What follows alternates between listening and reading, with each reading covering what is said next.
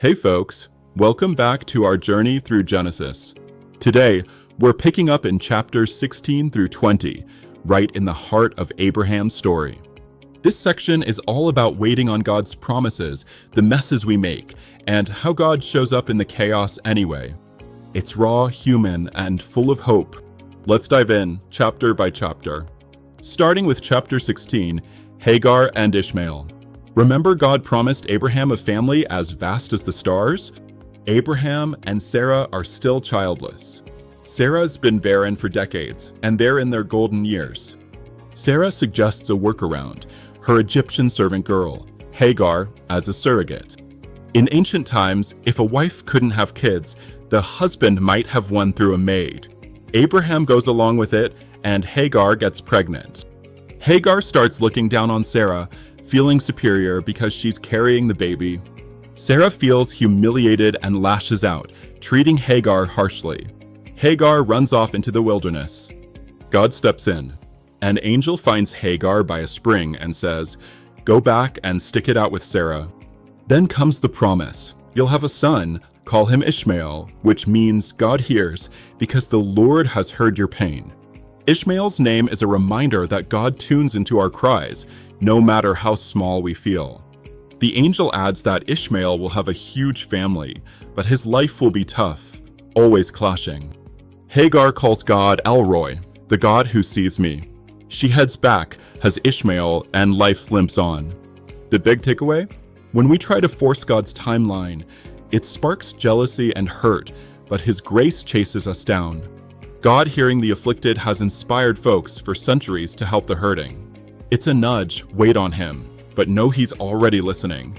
Now, chapter 17, the covenant of circumcision. Fast forward 13 years. Abraham's 99, Ishmael's a teen, and still no heir from Sarah. God shows up again. He renames Abram to Abraham, father of a multitude of nations. Sarai becomes Sarah because kings are coming from her line. God promises an everlasting deal, the land of Canaan forever. The sign? Every guy in the household gets circumcised. It's a permanent reminder, your growth, your family, it's all my gift, not your hustle. Abraham bursts out laughing at the idea of Sarah at 90 having a baby. God says, call him Isaac, meaning he laughs, due next year. Ishmael gets blessings too, but the main covenant flows through Isaac. Abraham doesn't hesitate. That very day, he circumcises himself at 99, Ishmael at 13, and the whole camp.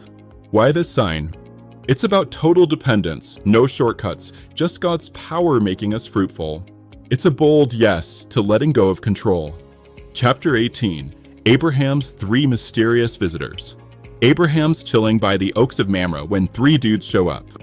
Abraham springs into action, bowing, washing feet, whipping up a feast with calf and bread.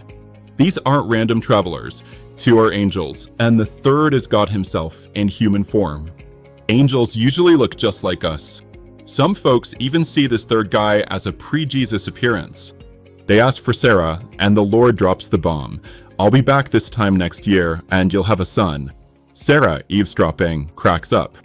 But God calls her out. Is anything too hard for the Lord? Nothing's beyond him. Then God shares his plan. He's heading to check out Sodom and Gomorrah because their sin's outcry is deafening. Abraham, thinking of his nephew Lot, steps up. Will you sweep away the righteous with the wicked? He haggles from 50 righteous folks down to 10. Each time, God says, for the sake of those 10, I won't destroy it. It's mercy in action, showing he's fair and flexible. This chat is God shaping Abraham's heart, teaching justice and compassion. Chapter 19, the destruction of Sodom and Gomorrah. Two angels hit Sodom's gate, and Lot insists on hosting. Night falls, and the whole town surrounds the house, demanding the visitors so they can know them. That word, know, here is loaded. It's a mob demanding assault. Either way, it's ugly.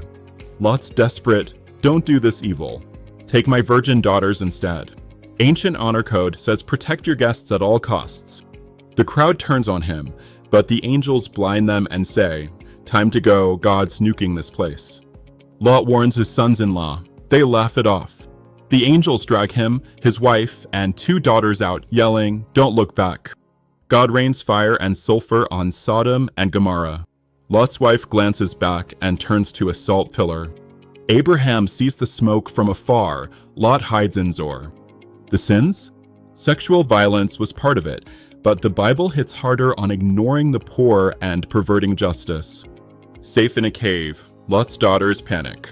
They get him drunk 2 nights running, sleep with him to have kids. The older names hers Moab, the younger Ben-Ami. These boys father the Moabites and Ammonites, Israel's rowdy neighbors. It's messy origins, explaining future beefs. Sin's stain lingers, a warning on booze, bad influences, and family drama. To wrap chapter 20 quick, Abraham pulls his old trick in Gerar, calling Sarah his sister again out of fear. King Abimelech takes her, but God warns him in a dream. Abraham explains it's a half-truth, prays for healing, and walks away richer. It's a reminder, even heroes slip, but God's got the veto power. Chapters 16 to 20, what a roller coaster. From desperate schemes to divine name changes, it's all about trusting God's wild promises amid our flops.